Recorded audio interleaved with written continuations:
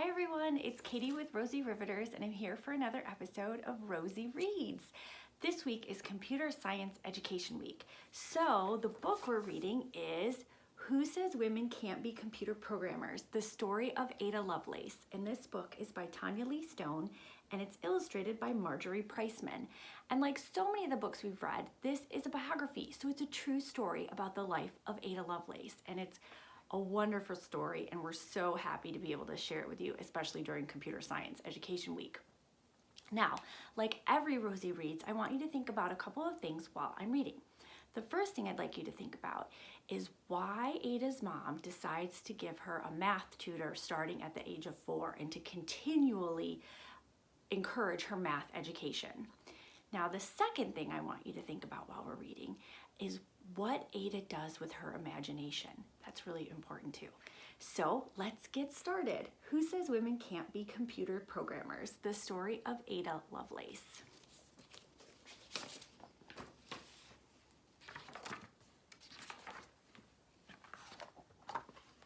On the outskirts of a lovely village in County Kent, England, down a long driveway lined with lime trees, lived a young girl with a wild and wonderful imagination. As Ada was often left alone, she grew quite good at entertaining herself with interesting ideas.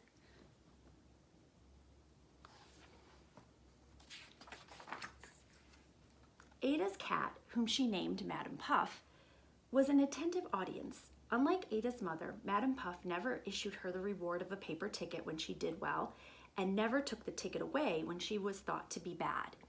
And Madam Puff never ever made her stand in a dark closet until she promised to behave. Ada's mother, Lady Byron, wasn't trying to be mean.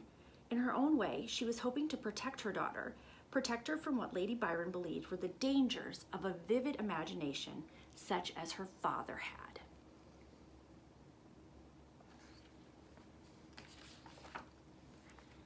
Ada's father was Lord Byron, a world-famous poet who is almost as famous for his bad behavior as he was for his poetry. Before Ada's parents had been married a year, Lady Byron got so fed up with him, she wrapped her baby girl in a warm blanket and moved back into her parents' house. Ada was only 5 weeks old. A few months later, owing enormous sums of money, Lord Byron leaped into a gilded coach he hadn't paid for, raced to the coast, scrambled onto a ship, setting out for France, and fled England. He never saw his daughter again.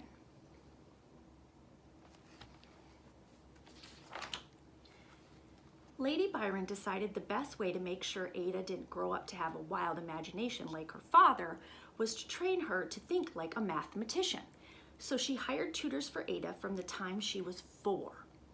By the time she was 8, Ada's nimble mind was soaking up music, French, and math more than 6 hours a day. Despite all the studying and the unfortunate fact that she was often ill, the fiery Ada was interested in lots of other things too: drawing, writing, singing, and playing the piano and violin.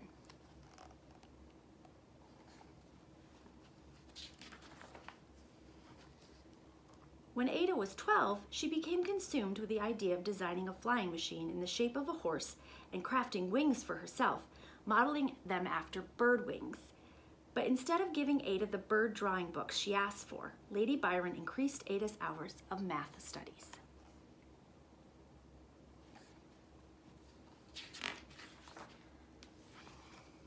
Lady Byron was also determined to tame her feisty daughter and make sure Ada married a suitable man.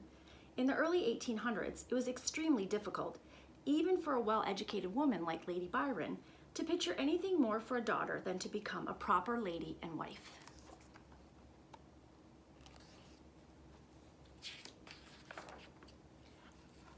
When Ada was almost 18, Lady Byron presented her to the royal court.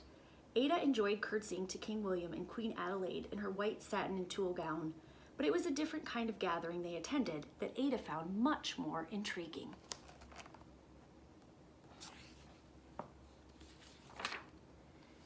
A fascinating scientist named Charles Babbage liked to surround himself with interesting people.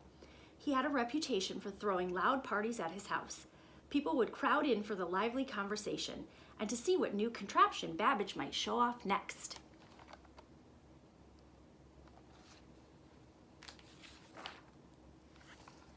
By 1833, there were already basic calculators that could do simple problems such as 2 plus 3 equals 5, 100 plus 300 equals 400. But Charles Babbage had invented a machine he called the difference engine, which could do automatic calculations up to 20 or even 30 numbers long, such as 1,769,462 minus 348,250 equals 1,421,212. On the night Ada met Charles, he talked about his machine as a child does of its plaything. 12 days later, they met again, so Charles could demonstrate the model he had built. Ada was enchanted by the beauty she saw in his invention.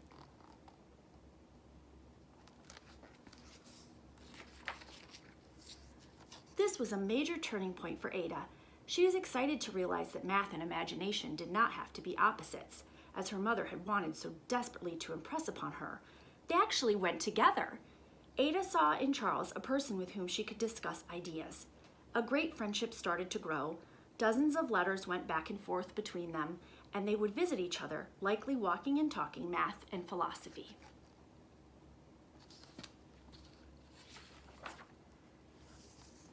As for the difference engine, building the entire thing turned out to be too expensive. But Charles' mind was already racing towards an even better idea, a new machine that could do any kind of math calculation based on instructions it was given.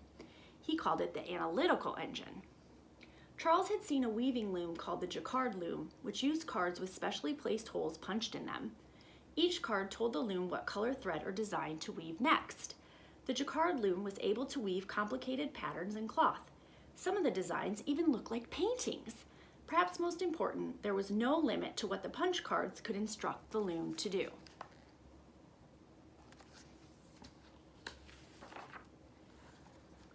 Charles knew he could adapt this punch card system to give his math machine unlimited instructions. This was something entirely new in the world of calculations. His engine was also capable of doing things Charles himself did not yet comprehend. But Ada did. She was familiar with how the jacquard loom worked, and she understood mathematics.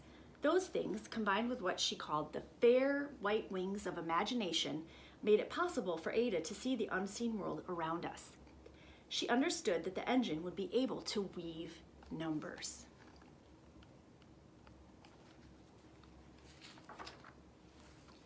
And, as she later wrote, just as the jacquard loom weaves flowers and leaves, it can do whatever we know how to order it to perform.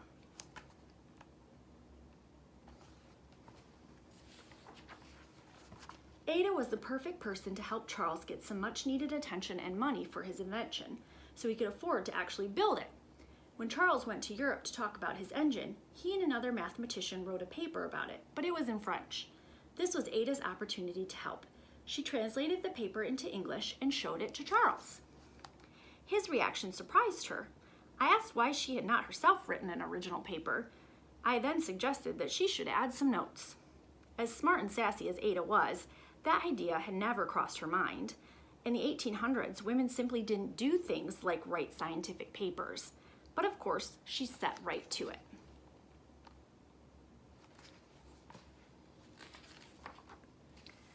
Throughout this time, Ada was often ill. She pressed on anyway with a passion for the project that turned up in many of her letters to Charles. No more for tonight, for I can neither talk, write, nor think, and yet I feel more like a fairy than ever.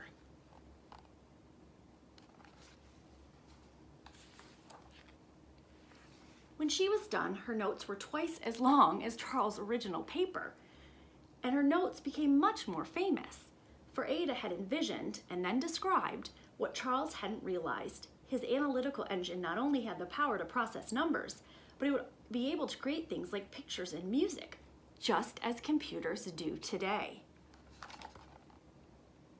So Ada imagined the first computer. Charles never raised the money he needed for his invention, but if the analytical engine had been built at the time, it is quite possible that the entire age of computers would have begun more than 100 years earlier than it did. And in large part, we would have Ada, with her brain of a mathematician and her imagination of a poet, to thank.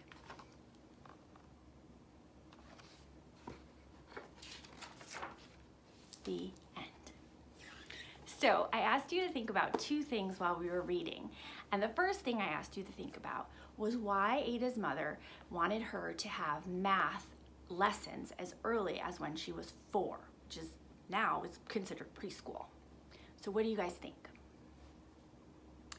Right.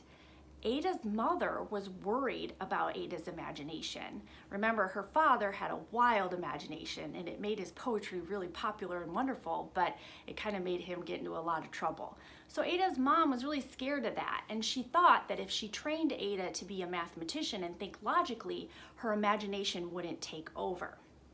Now, Ada's mother also didn't have much imagination because in the 1800s, society really didn't allow women to be anything but wives and mothers, and she couldn't imagine her daughter being anything but that either. So Ada, of course, proved us all wrong. She united math and imagination and came up with some really wonderful things, right? And the second thing I wanted you to think about was what Ada imagined. She imagined all the time, and remember when she was little, she imagined a flying horse, and she also imagined a wonderful pair of wings modeled on bird wings that she would wear so that both of them could fly together. And the important thing about Ada's imagination was that she could see things about the analytical engine that even Charles Babbage couldn't. Remember, she said it would do anything we had the power to tell it to do. And essentially that equals coding, right? Because that's what we do when we code a computer. We tell it what we want it to do in the computer's language. And there's lots of different languages for computers, which we'll explore this week in Computer Science Education Week. But that's when imagination and math come together. And that's what's so important about Ada's story. The two aren't mutually exclusive. And it's so important to think big when you think about math and you think outside of maybe the numbers you're adding, subtracting, multiplying, and dividing. There's so much more to math. And that's what we want you to do this week. We want you to think about what happens when you, yourself, put math and imagination together. What would you do? Would you invent things like Ada did? Maybe you would design her magical flying horse, or take it even further. Maybe you would design a planet in space that we could live on, like a space station, but even better. Or would you figure out some new kind of math that we could do, or push us past what infinity and Google are? There's amazing things you can do when you put math and imagination together, because Ada essentially dreamed up the first computer 100 years before it came to be. So think about this week. If you want, draw us a picture of what you put together with your math and imagination, and we will see you on Friday when we use binary code, a computer's language, to make bracelets. So enjoy Computer Science Education Week, and we'll see you again soon. Bye, everyone.